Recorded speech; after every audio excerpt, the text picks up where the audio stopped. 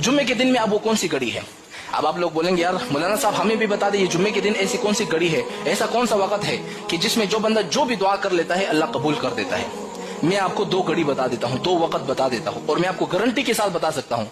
मैंने एक दफा मैं किसी मसले में बड़ा फंसा हुआ था ना, मैं अपने 2 वाक़यात सुनाता हूँ, फिर मैं आपको वजीफा बताता हूँ। एक दफा क्या हुआ, मैं बहुत बड़े मसले में फंसा हुआ था, तकरीबन 4-5 लाख का कर्जा था मेरे ऊपर। मैंने क्या किया, लगातार 2 जुम्मे में मैंने उसी वक्त के अंदर अपने लिए दुआ की, अल्लाह मेरे ऊपर कर्जा है, बस इसे खत्म कर दे। अंदाजा नहीं लगा सकते, 3 हफ्तों के अंदर मेरा सारा कर्जा खत्म हो गया। 3 हफ्ते क्या चीज है, 1 महीने के अंदर। अच्छा, दूसरे मरतबा मेरे साथ क्या हुआ, जुम्मे का वक्त था, हम गांव में थे। गांव में ये था, ईद का दिन था, ईद के दिनों में गाड़ी वगैरह पहाड़ों पे नहीं चलती। अब हम लोग परेशान थे यार, अब घर कैसे जाएंगे।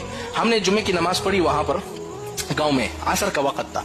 मैंने उसी वक्त मैंने जब दुआ कर ली ना, जिस घड़ी को अल्लाह ताला ने छुपाए रखा है, जब मैंने उस वक्त में दुआ पढ़ ली, आप अंदाजा लगा ले, हम हैरान रह गए। एक गाड़ी हमारे ऊपर से गुजर रही है, यानी पहाड़ों पे गाड़ी चलती रहती है, और हम जैसे मोटे आदमी के फिर पहाड़ों पे चढ़ नहीं सकते हैं, हमारे लिए बड़ी मुश्किल होती है, क्योंकि हम पूरी जिंदगी शहरों में घूमे होते हैं। तो इसलिए मैं आपको बताता हूँ, आप अंदाजा लगा ले, ऊपर से गाड़ी आ रही है।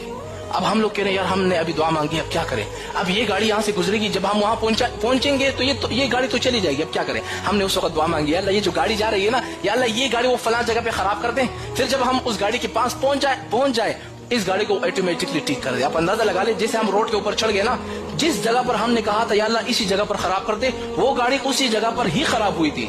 सुभान अल्लाह, खुदा की कसम उसी जगह पर। हम हैरान रह गए। हम जैसे ही उस गाड़ी के करीब पहुंच गए, वो गाड़ी स्टार्ट हो गई, सही हो गई, खुदा की कसम।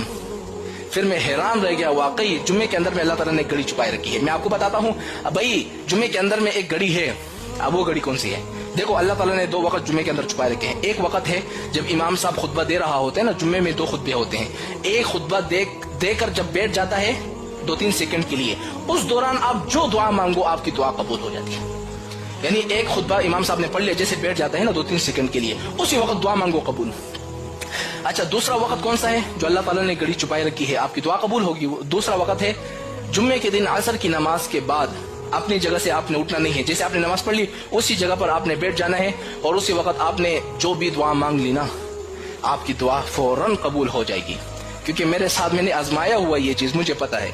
आप आजमा कर देख लो, जुम्मे के दिन जब आ जाए ना, जुम्मे के दिन 2 खुतबे के दरमियान दुआ पढ़ लो, और असर के बाद अपने लिए जो दुआ मांगो, कबूल ना हुई ना, फिर आप मुझे कह सकते हो कि मौलाना साहब आप तो झूठ कह रहे हैं। अगर कबूल हो गई, बस हमें दुआएं करते रहना कि मौलाना साहब ने हमें 2 वक्त बता लिए, 2 घड़ी बता दी है कि इस घड़ी में जो बंदा जो भी दुआ करेगा कबूल हो जाए। नबी पाक अलैहिस्सलाम ने 3 चीजों का नाम लेके फरमाया ना अपने आप को